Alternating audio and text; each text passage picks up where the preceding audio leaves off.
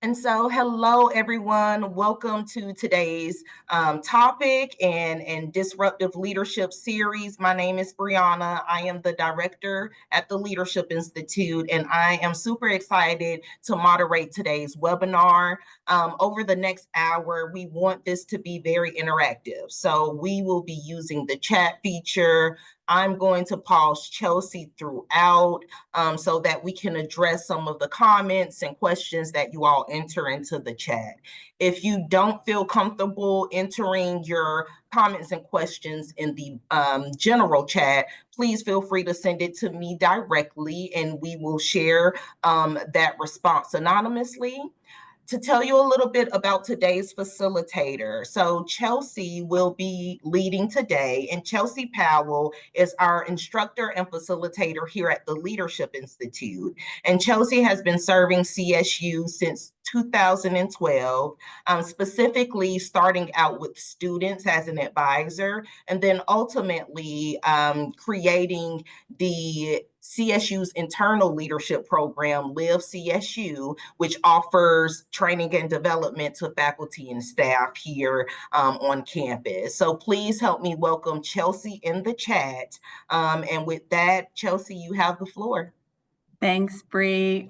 Good morning, everyone, or I guess good afternoon at this point as we transition into the lunchtime. So please enjoy some lunch as we have this conversation. In addition to working with CSU part-time, my husband and I own and run a small business together. So I'm the owner of Body Evolution Gym. And so we've owned that about 3.5 years now. And that was quite a transition, not knowing what running your own business was all about. So, today we're going to be talking about that small business, but really that big leadership. And whether you're a business owner like myself, or you're a manager or an aspiring leader, this session has been designed to help strengthen your leadership skills, but to more importantly, create a more engaged and productive team. But a lot of the themes here are going to be about small businesses. So just to get us started off, if you own a small business, I would love for you to throw that in the chat, what your business is. If you don't, if you could throw in your chat kind of what you do on a daily basis, because all of our experiences, I think, are going to be very vital for us moving forward. But also we can create an area of support. As a small business owner, I need all the help I can get. So let's throw those into the chat. All right, so here is a job title I want to start us off with today. The overall management, operations, growth, and success of the business. This role requires a hands-on approach to managing day-to-day operations, strategic planning, financial oversight, sales, marketing, customer relations, human resources, and compliance. When I say that job title, that's a lot, right? Well, it's a lot to take in, but that is our role as a small business owner. Even me just hearing that as a small business owner, I feel overwhelmed. And honestly, I feel like I probably should go off and do something else in regards to the small business than being with you all today, because it's a lot and there's a lot that we have to do. And the reality is there's just so much on our plates, and it often feels just like the weight, right, of the world is just kind of sitting on our shoulders. And as we wear so many hats, we could go on, but the stress is always there. It really never goes away. Our brain never really shuts off. And it's a constant juggling act to think about what we're going to do tomorrow, what we need to do next week, what did we miss? And that pressure can be very consuming. So really today, I want to talk about, us being strategic about our employees that we do have with us, and say, we're in this together. We're not alone. And we have people that we can utilize more effectively than probably we are right now, myself included. Okay. So just to put some things in perspective for you, This is what the overall and growth for small businesses look like. When we talk about leadership development, so often we're so focused on the large organizations, the Fortune 500 companies, one that have the money to constantly do leadership development. Um, but I'm here to say that leadership development is just as, if not more crucial in a small business. Why? Because small business owners, we can't afford to lose anyone. We need all the help we can get, right? And when we think about small businesses, they are the heart of our communities, right? We are a driving force behind our economy and our communities. We create jobs, we foster innovation, but really what we do is we're able to provide a personalized service that larger corporations simply can't match. Okay. So kudos to you all, right? You have taken the leap. And it's important because if we look at this, 99.9% of all US businesses are small businesses. And the way that we're looking at social media, online apps, it is way easier in a sense, right? To be able to have a small business, but to reach thousands of people across the world. Okay. Even for the gym ourselves, yes, we are a gym here locally in Columbus, Georgia. But one of the offerings that we do, because when our members leave, because they do eventually leave, it's just the way of life. We want to find a way to connect to them, right? So we offer online coaching, online programming. So it's just another way that we can reach and our impact can go beyond our community, right? So the power of leadership in the small businesses. Rather than asking, why am I responsible for all of this? Why did I sign up for this? I want us to kind of rethink this and say, who do I have on my team? Who do I have who is a partner? That I can delegate to others that will, one, lighten my load, but two, empower growth and development in them. That is the number one thing that I want to talk about here. It's not just delegating to get a task off of you, right? But it is being able to provide someone else an opportunity to grow and develop. And the power of small businesses is really we're in charge. We make the rules, right? We set the tone, we set the culture, right? It's on us. And in addition to that, we have this ability to offer a more personalized, customized service. With large businesses, there's often this one size fits all. And we know that that's really not the case anymore. We can have disruptive innovation. Okay. And what I mean by that is we exist probably because there are larger companies that are doing something similar that you're doing, but they're missing something. So for instance, this disruptive innovation about a year and a half ago, I think we were doing fine in the gym. We're like, oh, this is great. Our members are up. We're at all-time peak with our memberships. And then lo and behold, a big gym franchise came in. And what happened was everyone likes something new, right? We lost members.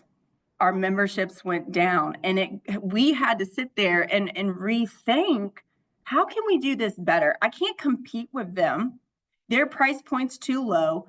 They got a good thing going on, but how do we as a gym differentiate ourselves? What are the things that we can do, right? So that disruptive innovation. We also have the ability to provide more flexibility, also more flexibility for ourselves. The less bureaucracy, sorry about that. Hey, what I say goes, right? What my husband says go. If someone needs to cancel a contract because something has happened with their life, and I'm a human and I understand that, okay, right? I have the ability to sit here and say, I'm going to cancel your membership. I understand where you're at. please let me know what we can do to help, right? So I can waive some of those things. We also have the ability to have that creativity, try something new. If it works, that's great. If it doesn't, all right, well, what can we learn from that? And then the level of care. You probably started this business because you cared about it, right? You wanted to provide a service, you wanted to provide something in the community. So that level of care and concern is there. And the goal is for us not just to lose it, but to expand that to our staff, right? To expand that into our employees. And then that way our customers then understand and know that they are cared about. And then again, that translates to passion with a purpose. Bree, anything in the chat yet? Nothing so far, Chelsea. So we're going to keep rocking and rolling. Gotcha. All right. So our employees are the backbone of our success. Regardless if you're in small business, large corporation, it doesn't matter at this point. Everything else I'm going to say from this point forward is, yes, small business related, but also can be applied in any setting that you're in, because it is about our employees, the backbone of our success. Small businesses, though, we rely highly on a tight-knit team that helps us drive growth, customer satisfaction. And they're our most valuable asset that we have. Many small businesses, and a lot of us think about our customers that we're serving. And they are important, don't get me wrong, but the real key to long-term success is first serving your employees. When you prioritize their growth and well-being and job satisfaction, they in turn provide better service to your customers and create a thriving business. Okay. If you serve first, right, it builds trust and loyalty. And let me just put this in perspective for you. And why I think this actually matters is I have a team of 7 staff members and then 5 personal training / coaches. Okay. My front desk staff members aren't just there to greet members, right? They definitely give tours and they are there for members' needs. However, if you've been in a gym or if you've ever worked in a gym, let me just tell you, the work isn't beautiful, right? It's not glorious. Their job at the front desk, as well as taking care of members, is to clean the gym, is to clean toilets. It's not glamorous, right? But here's what sets my team apart. Every single one of them does it with a positive attitude. They do not just meet my expectations or my husband's expectations, but they go above and beyond for our members, even when they're off the clock. Yes, you heard me correctly. We have an ongoing group chat, and if I'm sure none of my employees are on here, but if they are, thank you guys. They'll put in the group chat, oh, signed up a new member. Y'all, they weren't on staff, but they will stop what they're doing to take care of someone who needs help.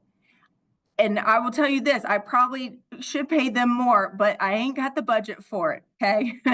And they do this because I think we build, my husband and I, and we have a team of trust and loyalty. I don't act like I know it all. I don't. I'm very open with them. They're very open with us. And that is the kind of commitment we're looking for. So serve them first, right? Build that trust, build that loyalty. It also fosters that positive work environment, okay? It increases employee engagement and performance, and then it leads to better customer service. If you treat your employees and you set the standard, right? You set the precedence for what needs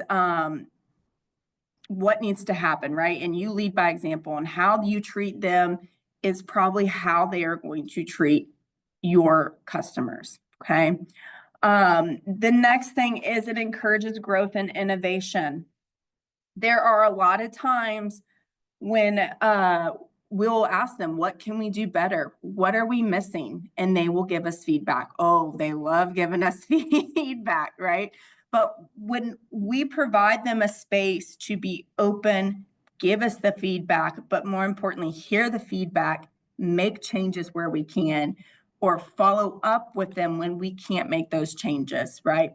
It encourages their growth and their innovation. And then we also, if you serve them first, it strengthens that accountability. Okay. A lot of times with this accountability, what I've started doing with them is growth-oriented feedback. Okay. Here's what we have done really well. I've seen you've been working really hard, but here's what we can improve on, right? So that growth-oriented feedback, where I would really like to see you succeed is, better gym tours to include this, and this. Outside of that, your gym tours are great. Okay. So creating that accountability and then overall serving them first creates that stronger, more resilient business for yourself. Again, I could not have made it through, or my husband and I could not have made it through that big change with a big franchise coming in if it not had been from my employees.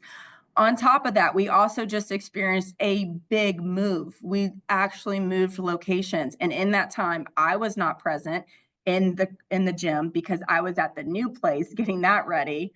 And so I relied on my employees to answer questions, to create a sense of security and safety and communication with their members, because the members had questions. So it allowed me to be able to take a step away and know that they've got it going on, right? They're not just workers, they're your greatest asset, right? So we want to have this. Yeah. Sorry about that, but in the vein of, supporting your employees and serving them, how do you get your employees to stop saying that's not my job? Ooh, great question. Because here's the big thing: lead by example. I will be seen in the gym cleaning the toilets. I remember I had a member come up once to me and I was painting the gym and he said, you have people for that. And I said, well, I'm working today. I'm more than happy to do it. And that takes care of a task that we needed to do. But I think really by leading by example and you showing them that you're willing to do everything too. And that is all about, I think, kind of putting that expectation out there from the start. And I have not had one person ever come to me and said, that's not my job, right? I think it's being able to look at them, and with that delegation earlier, is some of the tasks I ask them or we have them do are not glamorous. But we also try to balance that with tasks that we can delegate to them that I know they enjoy doing because I've asked them, right? So it's kind of like the balancing with things that they don't like with things that they do like. But that's a great question. And I think that goes into our next slide of leadership versus management. A big part of leadership is all about people. When we think of management, it is all about the processes. So if we think about this, right? So leadership, like leaders inspire, we motivate, kind of looking for that long-term growth, your employees' growth and long-term career success. And then when it's time to manage, that's when we organize, that's when we schedule, that's our short-term goals, okay? This is why I think I might get some pushback here. Leadership over management, okay? And it matters, especially in a small business, because one, you're setting the tone. Employees take cues from you. Your mindset becomes the culture, and leadership encourages ownership, creativity, and that resilience. Number two, people stay for leaders, not jobs. I have had a ton of people who wanted to work at the gym because they heard it was fun and that they heard that we're cool to work for. I don't know. They said it, not me, right? But I think what it comes down to is we're understanding, we're empathetic, and we know that we are human just as they are human, right? And they stay for us. And because the culture is fun and inviting. I've had a few people leave, and it's not because they quit. It was because their time with me ended because they were going off to transfer to schools. One went to UGA. The other one is now in medical school. So, I mean, it's tough to lose great employees, but again, we're here to support their overall growth and development. Okay. So people stay for leaders, not jobs. Number three, sorry, leadership grows the business, right? As a manager, when we're managing things, we keep things running smoothly. But a leader drives the progress, it navigates change, and it prepares for the future, right? And then number four, small teams need big inspiration. As we talked about earlier, especially in smaller organizations, smaller businesses, everyone wears multiple hats. Leadership ensures that your team feels connected, seen, and part of something meaningful. Okay. So again, if I'm managing someone, I can provide them a task, right? Task delegation. But if I want to lead someone, what I should do is follow up with them after that task and have a conversation. What did you like about that? What did you learn from that task? Would you like to continue to do something like this moving forward, or is it a no for you? Okay. So having that open dialogue, but remember, you have to have that safety and that trust first. Okay. I mean, and let's just think about, I'd love for y'all to throw this into the chat. Think about the best boss you ever worked for, right? What qualities did they have, right? That's what we're going for, right?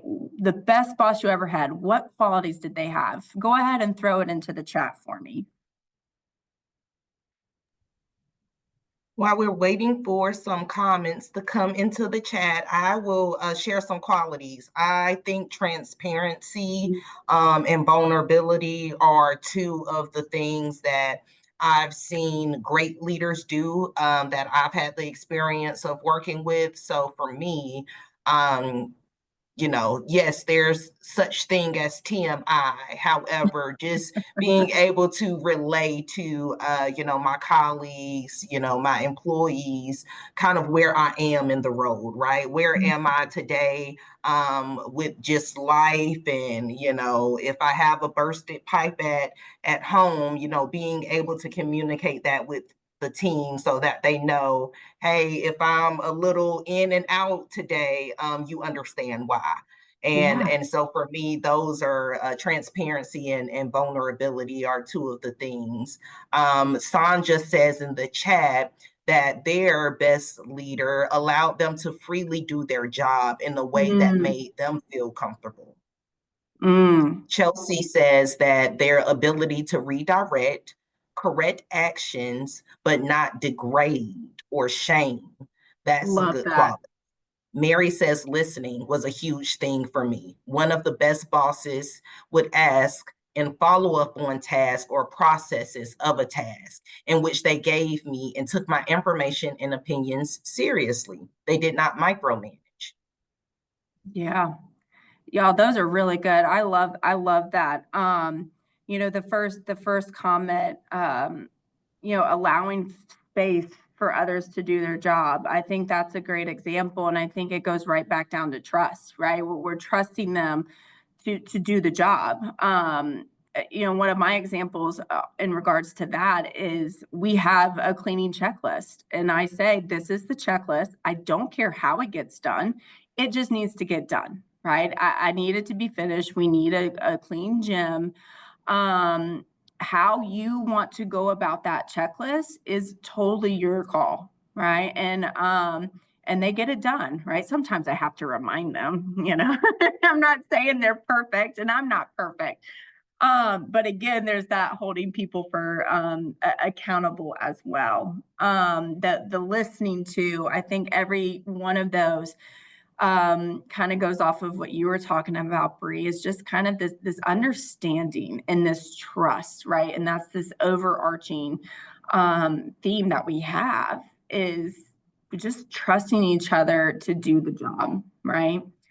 And when it On our comes to, next, I'm sorry, Chelsea, before you move on, or while you're still talking about leadership and management, we had a comment. So when you are leading and modeling the way, but that's still not working, what do you do? Yeah, so that is time, right? If you do everything that you can possibly do, we're talking about an ideal world. And like I said, there are times we have to gently nudge, right? There will be those moments that you will have to have a sit down meeting with one of your employees. And I had this probably 2 or 3 weeks ago. I had to do it with one of my employees, and I love them to death. That they are one of the best employees that I've had, and they are too protective over me. Too protective when it came to a point where it was creating a little bit of chaos or conflict within the gym with a partner of ours. So I'll just say that.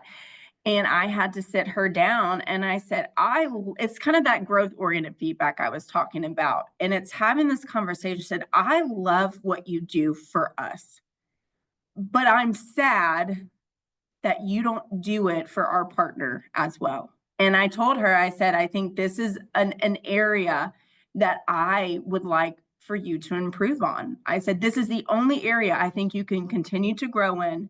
And this is my expectation of you. Right. And it wasn't a write up. It was a dialogue. It was conversation. And it was me also asking the question to this employee. I said, what can I do better to bridge that? Right. What can they do better? And it's having that because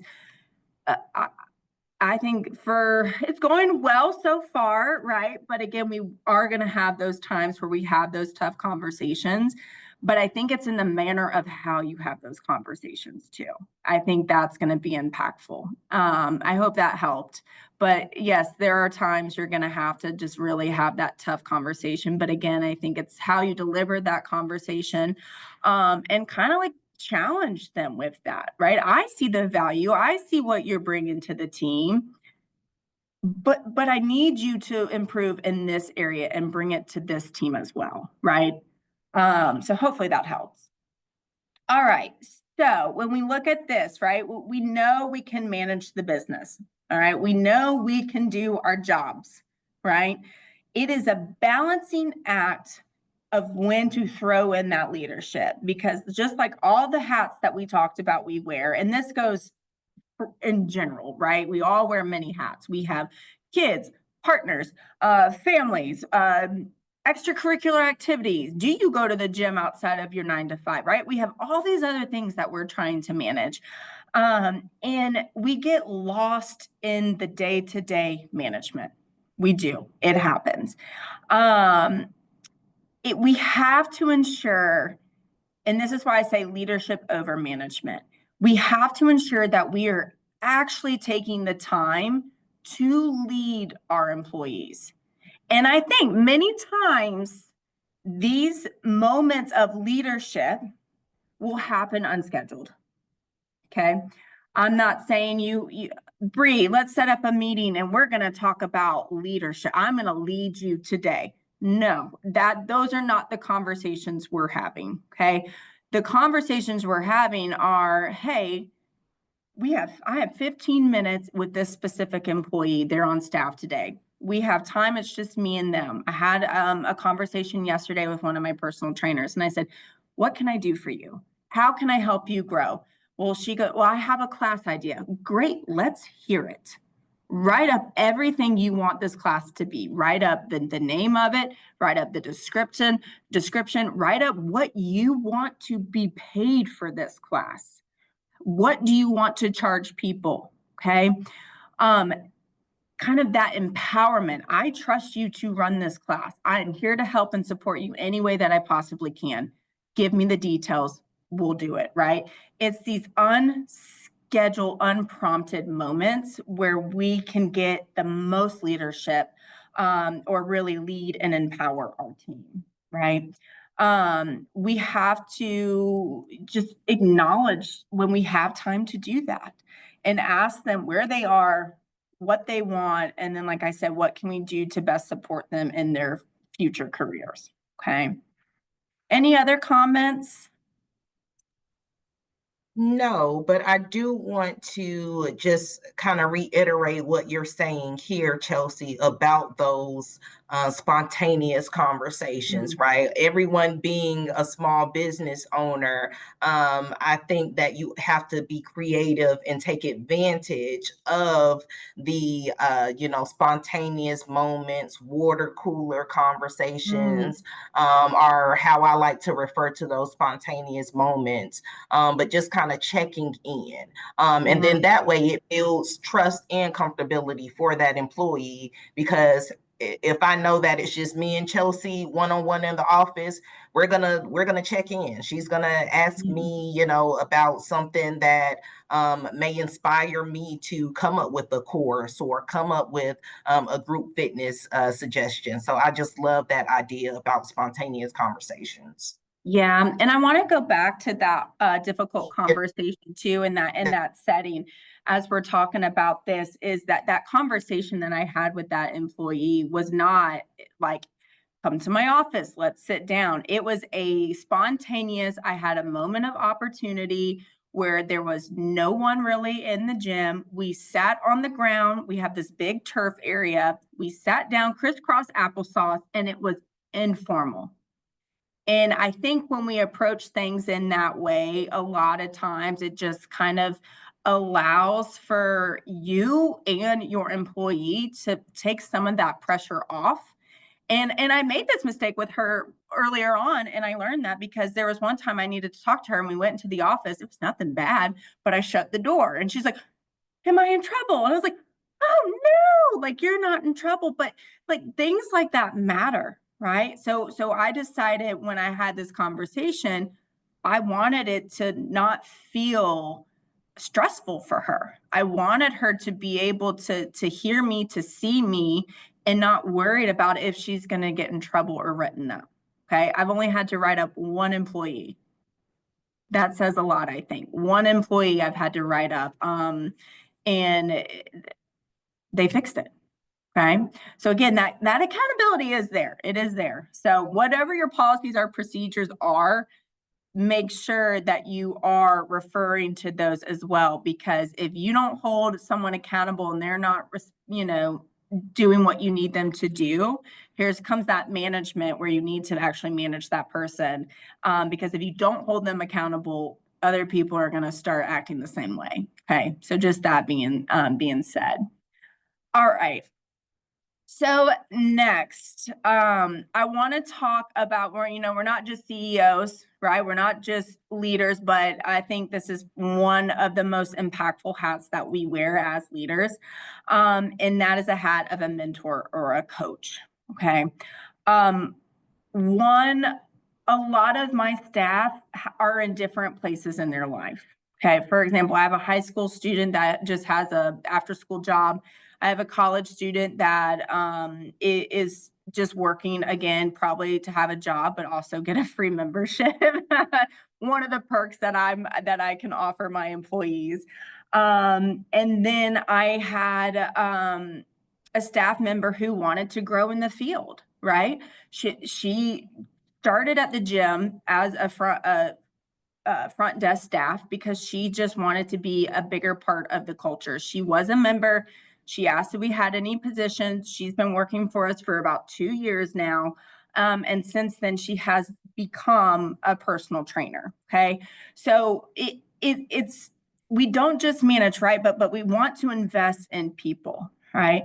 So when she came to me and she wanted a job, not only did she get the job, but the number one conversation, like one of the first questions I have in an interview or right when they get the job is, what do you want to do? What is your career goal? Okay. I ask that because one, I know not all of them want to end up in a gym. Okay. I didn't think I would end up in a gym either, if I'm perfectly honest, but here I am, right? So my thought is, what can I do? How can I help them when they leave the gym that they've learned something, right? That they are able to move forward with a huge takeaway, or maybe a new skill set or a new task. Or if they do want to do something related in the gym fitness world, how can we help them in our facility? So a lot of times, just like our employee that started as a front desk worker, right? She said she wanted to be a personal trainer. Awesome. How can we help? Here's what you can do to do that. And then she did those steps. She needed to get her CSCS. She took the test, right? She studied. I honored that and said, congratulations, you're now a personal trainer. She's been running that, and she still works at the front desk for us. And she does both roles, right? One time, I had an employee who's now in medical school, but wanted to learn about everything that we do, right? Well, so we have a massage therapist, we have an athletic trainer, we have a registered dietitian at the gym. Who can I pair them up with to help them grow, right? He wanted to do some shadowing hours with our athletic trainer. Sure, let's do it, right? So you're thinking about kind of how you can support their personal and career growth, right? So guide that professional development, share the knowledge, offer feedback, and then identify new opportunities for them to build skills. One of the other things that we do is we fix our own machines. Okay, it's a lot cheaper to fix your own machines. So we have a personal trainer who has really is very skillful in this area. And so he has taught himself and he has worked on our machines to the point where he's like, I think I know enough to start my own business here to do that. Great. Go do it. How can I help you? Right. But not only is he doing that, so with some of our younger staff members, our high school employee and our college employee, he is teaching them some of those hands-on skill set too, right? You never know when you need to change a cable out of a cable machine, okay? But it's things like that, right? So kind of building on new skills. Model leadership in that work ethic, but it encourages confidence too. If you're telling your employee you trust them to do this job, or just for example, I trust her to be a personal trainer, I think she's going to be great at it. Well, that is an easy thing to do, to believe in someone and acknowledge that. Provides them feedback and then create a safe environment. Okay. Now, investing in your in employees' growth, right? Kind of what we said, and kind of what I want to talk about here is that career pathing, which I highlighted on, right? So for instance, even with our employees that don't want to run a gym, right? Don't want to be in the fitness world. But I have one who worked for us and now he is moving to Florida. He's just graduating college. He's moving to Florida and he got a full-time gig down there, right? It is in the corporate world.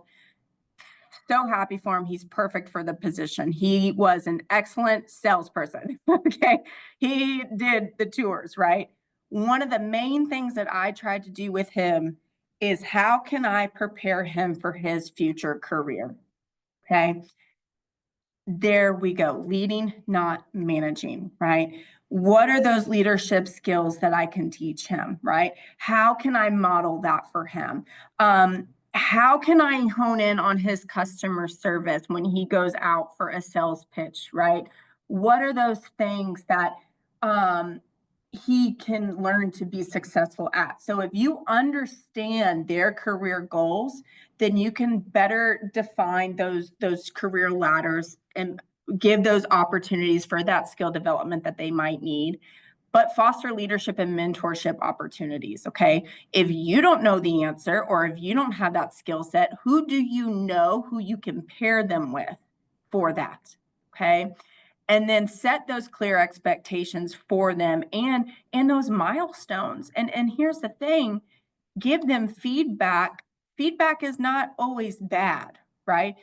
Feedback is good always, because one, you either talk to them how they can continue to grow and develop, or two, you're encouraging them and telling them that they're doing a good job. All right. Anything in the chat, Bree? No, not at the moment. Landis did, just kind of reiterate what you were saying as far as pouring into your staff members and providing them with those opportunities outside of the walls of the office. Yeah. Credit building, how to get involved in their community, so that you're helping them and preparing them to be a well-rounded individual and not just an employee. So thank you for that, Landis. Yeah, thank you so much. Yeah, and I mean, because investing in their growth, right? One, you're more likely to retain them, right? And have that stability, because turnover is expensive. It takes time to train. It drains time, drains money, and morale, right? If you're constantly having, when someone leaves and someone comes, the morale is going to change. Okay. You're going to have better performance when they're supported, trained, and appreciated. They do better work. I do better work when I feel like I'm appreciated. I need to tell my husband that more often, right? If I'm appreciated, I work better around the house. Okay. But the culture will then drive the success, right? Your team is the culture. And then what's so great about this too, especially in a small business, word gets around. We finally paid for advertisement probably 6 months ago, and we had a few billboards, and it's expensive. Okay. Love Cody Phillips at Outfront. He's been working with us, and it's been a great thing for us. But since up until then, we didn't really have to do anything because the word of mouth. But we felt like with the big franchise opening, we kind of needed to let people know that the mom and pop shop, we're still here. Like, come support us, please. But word gets around. You treat your people well, right? You treat your customers well. Others will want to work for you, and then other members will want to come. There are so many people that come into the gym and sign up for a membership because someone else told them that it was a great place. It was a great environment and a great culture. Okay. My billboard didn't do that. Okay. The word of the people who are in that culture, they do that for you. And then your customers notice, right?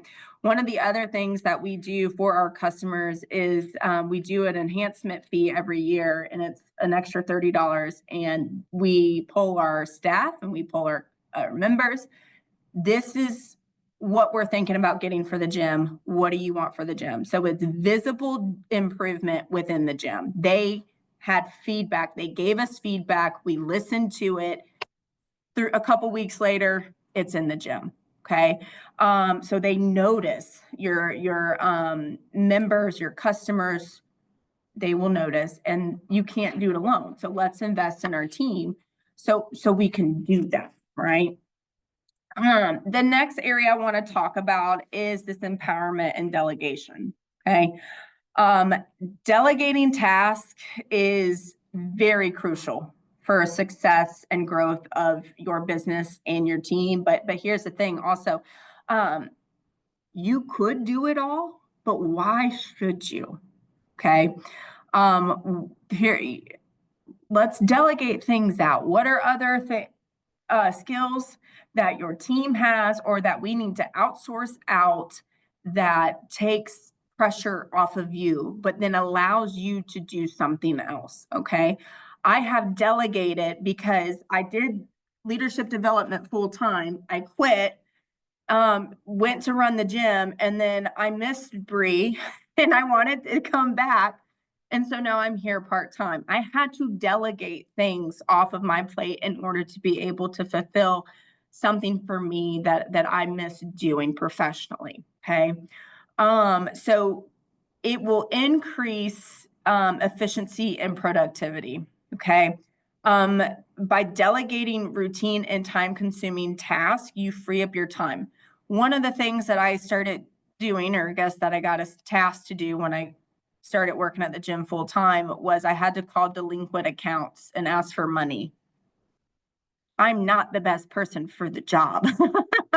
I would call and I would say, "Oh, I understand all your fees. We'll just skip right on into next month. Don't even worry about the previous month."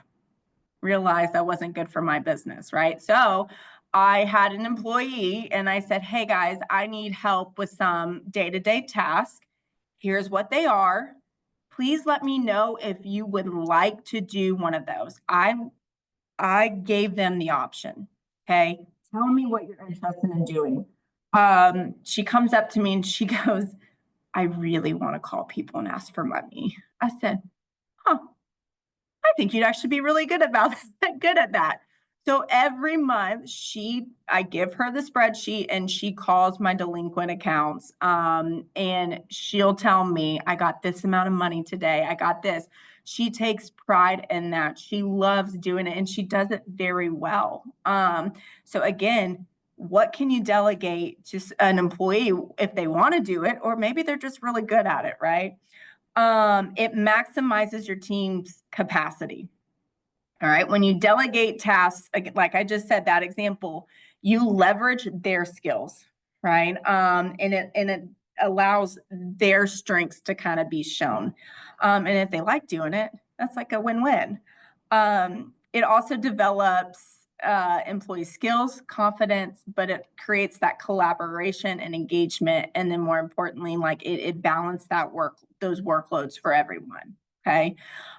So with all those tasks, like one is calling members who owe money. The next one is we need someone to clean the exhaust fans. Who would like to go up on a ladder and clean exhaust fans? Well, one of my young kids decided that's what they would want to do. So these are the things now that they do monthly. And they know that that's their job. I give them autonomy to get it done, and that's what they do, right? And if that person leaves, the one employee that is now in med school, his task was cleaning the exhaust fans. So guess what he did to train one of the new employees? He taught him and showed him how he trains cleans the exhaust fan. So now I don't have to do that. Okay. So again, then you allow that opportunity for them to develop and train an employee. All right. And because of that, it does prepare employees for future leadership roles, right? He now has experience training someone. Okay. All right. So I know that we can't always offer money. Even I want more money, and we can't always offer that. But when you're in a small business, right, keeping your employees engaged and productive is even more important than a large firm. So how can we do that without offering them more money? Okay, so we can offer flexibility. You know, if you have them, okay, let me tell you this. How I run our schedule is I provide them the ownership. You tell us when you can work. Okay, what are your availabilities for next month? And then we plug in people, right? I don't have really any full-time employees. They're all part-time. And we plug them in based off of their schedule. If they have a doctor's appointment, if they have vacation, or if they just want to take a week off, we do the best we can to honor that. Okay. Now there are times I'm like, look, I really need someone to work this Sunday restocking shift. Please, who can do it? And if they can't do it, I will go work a shift. I'm perfectly fine doing that. My husband probably wants me to work more shifts at the actual gym, right? But again, leading by example, I will take a shift. It's fine, right? Recognize their good performance. Everyone likes to know that they did a job well done. provide those professional development opportunities, and then create a fun environment. We are a very relaxed place. We, spend a lot of time with our employees at work, right? My staff knows my kids know them. They are great with my children as well, and it's a fun environment for everyone to be at. My kids love going to the gym. They love seeing all their aunts and uncles that they call all my employees who work at the gym. It is a good family and feeling environment, but also because of that, not only are my kids in there, but we have members who want to bring their children in as well to be a part of the environment. And we're okay with that. We're okay with that as long as they sign a waiver. But we're okay with that. We have childcare. We have youth classes. If my kids are running around in this fun environment, why can't others be able to utilize and learn about fitness at a young age, right? So having that fun environment just makes it a lot more, I would say, easy, right? A much better workplace for everyone and for your members too. Okay.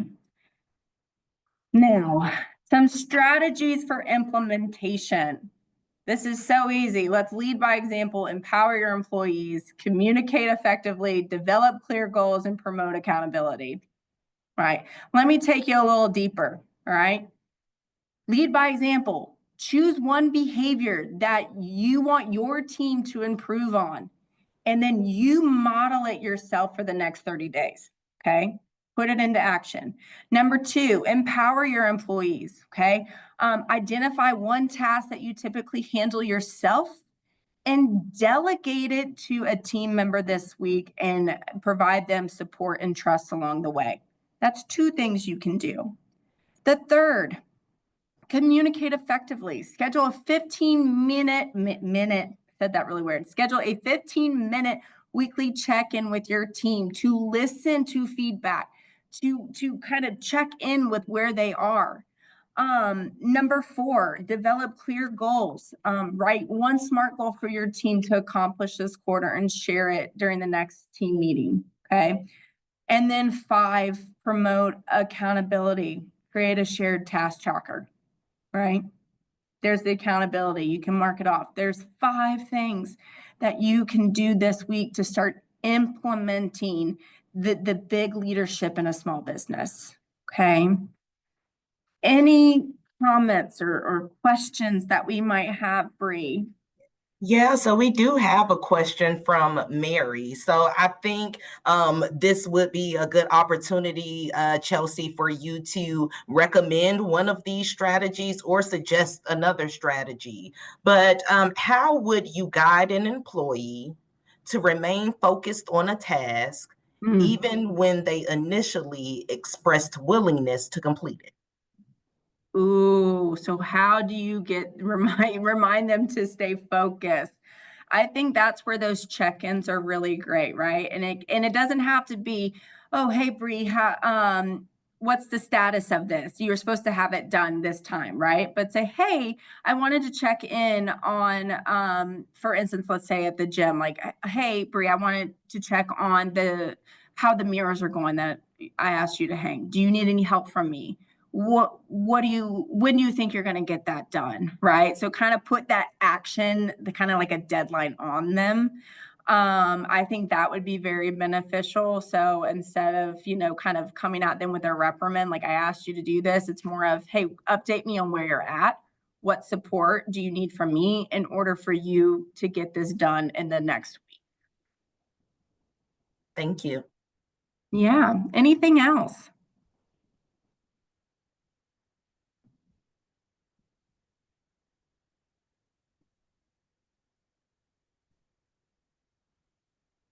No, I think we're in the clear.